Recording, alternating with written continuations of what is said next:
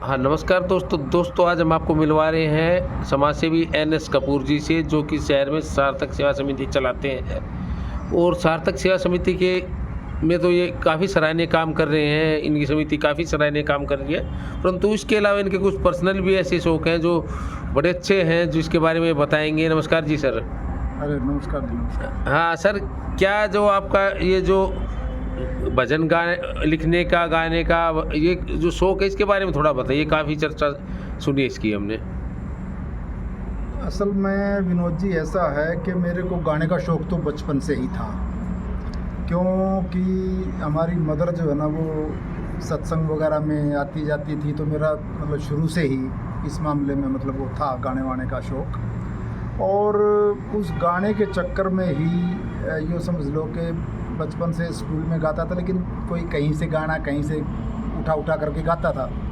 लेकिन 1969 से, मैं जब 8th क्लास में पढ़ता था, 1969 से आज तक जितनी भी रचनाएं हैं मेरी, चाहे कविता हो, गाना हो, रागनी हो, भजन हो, जो भी हो, वो सारी मेरी अपनी खुद की रचनाएं होती हैं।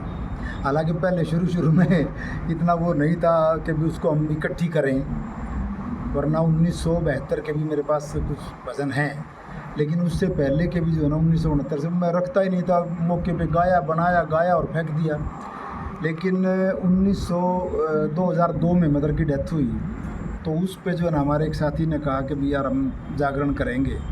और उस वक़्त फिर मैंने मदर के यूँ समझ लो कि 13वीं पे मैंने 4-5 भजन बनाए थे।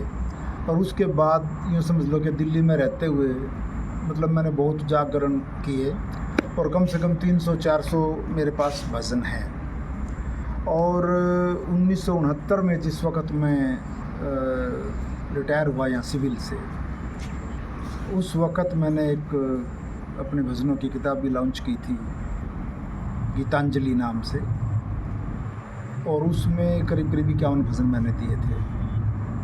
तो उसके बाद आज तक यूँ समझ लो कि समाज सेवा का तो मुझे शौक़ था ही था, लेकिन ये तो बहुत बचपन से शौक़ था गाने का। और 1969 से आज तक अगर किसी भी स्टेज पे मैंने चाहे कोई कविता बोली हो, गाना बोला हो, भजन बोला हो, रागनी बोली हो, वो सारी मेरी अपनी ही रचनाएं होती हैं। मैं किसी दूसरे की रचना कभी नहीं बोलता। और मैं तो अपनी माता जी को ही अपना गुरु मानता हूँ कि बचपन से उन्होंने ही मुझे सिखाया, क्योंकि फादर की डेथ हो गई थी जब मैं पहली में पढ़ता था। सिर्फ उन्होंने ही मुझे बताया कि बेटा ये कर ले, ये कर ले, ऐसे कर ले, वैसे कर ले। उनकी शिक्षा पे ही मैं आज तक चला हूँ। और भगवान की दया से ये सारी मतलब मेरे अंदर अच्छी भावनाएं, अच्छे जो है ना लेखा की, वो सारा गाना बजाना सब जो है ना मुझे उसी से आया समझ लो। और उसके बाद फिर समाज सेवा की जहाँ तक बात है, वो तो फिर आप पता ही है आपको, मैं तो दिल्ली में था तब भी, यहाँ भी जो है ना भगवान की दया से बस हमारा सोच तो ये होती है कि हम कोई ना कोई अच्छा काम करें बस। और बुरा काम करना तो बहुत दूर की बात है, बुरे काम के बारे में सोचना भी गलत है।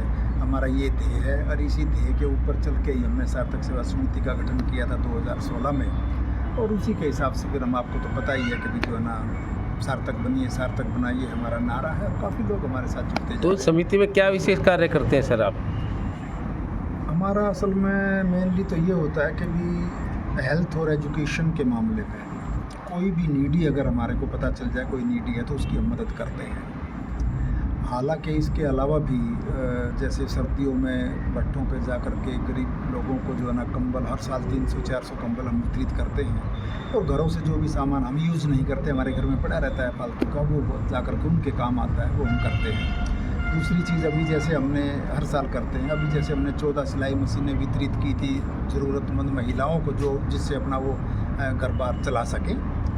और अभी एक गांव में एक विधवा के घर में आग लग गई थी, वहाँ भी हमने गांव वालों ने उसका 2 मकान कमरे बना दिए थे। और हमने करीब 70,000 का घर में रखने वाला सामान, सारा फर्नीचर, सब कुछ हमने उसको दिया था, क्योंकि उसका आग लग करके ना जीरो हो गई थी, बिल्कुल वो सुई तक जल के राख हो गई थी। तो इस तरह से करके हमारे को जब पता चलता है कि भाई वहाँ पे ऐसी ऐसी ज़रूरत, हम ये ज़रूर देखते हैं कि ज़रूरतमंद हो। उसके बाद जो है ना आज तो हमारे साथ जो है ना 150-200 के करीब परिवार जुड़े हुए हैं। तो इसी तरह से अपना लगे हुए हैं। और सीधी बात यह है कि हमारी अंतरात्मा ये कहती है कि we are on the right path. और जब राइट पाथ पे हमारी अंतरात्मा ये कहती है कि सही चल रहे हैं तो पीछे मुड़ के देखने की ज़रूरत नहीं है मेरे ख्याल आपकी समिति में 70+ के काफ़ी सदस्य और बड़े एक्टिव हैं में। सर। असल में हमने शुरुआत तो सीनियर सिटीजन्स नहीं की थी, लेकिन बाद में और भी जुड़ गए, काफ़ी बिजनेसमैन भी जुड़े हुए हैं, काफ़ी जो है ना अभी सर्विस वाले भी जुड़े हुए हैं। अदरवाइज़ अधिकतर तो हमारे यूँ समझ लो कि हमारे पास 90+ तक के भी हमारे साथी हैं और सारे के सारे एक्टिव हैं। एक्टिव सिर्फ इसलिए हैं कि उनकी सोच बढ़िया है और जो है ना इधर उधर जो है ना अच्छे कामों के लिए हम घूमते रहते हैं। तो ये तो शरीर तो एक मशीन है, इसके सारे पार्ट काम करते रहेंगे, घूमते रहोगे तो, और इसी से जो है ना हम स्वस्थ भी रहते हैं और जो है ना अंतरात्मा खुश रहती है कि हम एक अच्छा काम कर रहे हैं। इसलिए सारे हमारे सीनियर सिटीजन हैं उनको हम जो है ना 60 के बाद ही उनकी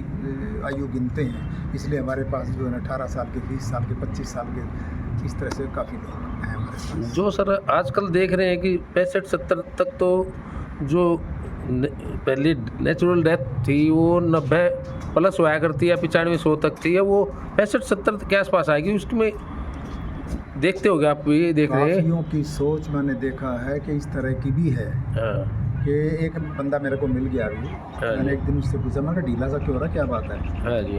क्योंकि कुछों की सोच ही हो कि 60 जो है ना एक बाउंड्री सी हो गई, तो 60 के बोला बस कुछ तो तबीयत भी ख़राब है, कुछ जो है ना हमारी एज भी हो गई, माँ कितनी हो गई, बोला अब 60 का हो जाऊँगा।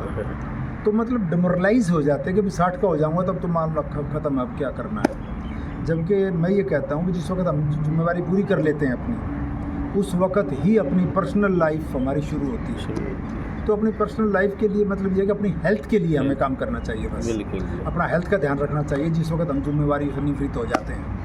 और उसी पे हम यही भाषण हम सबको देते हैं और उसी पे हम लगे हुए हैं। इसलिए हमारे सार्थक परिवार वाले ऑलमोस्ट सभी स्वस्थ रहते हैं। और कुछ संदेश देना चाहिए सर? संदेश हम तो यही कहते हैं सब लोगों को कि सार्थक बनिए, सार्थक बनाइए।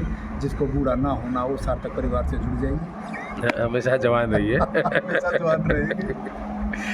धन्यवाद सर।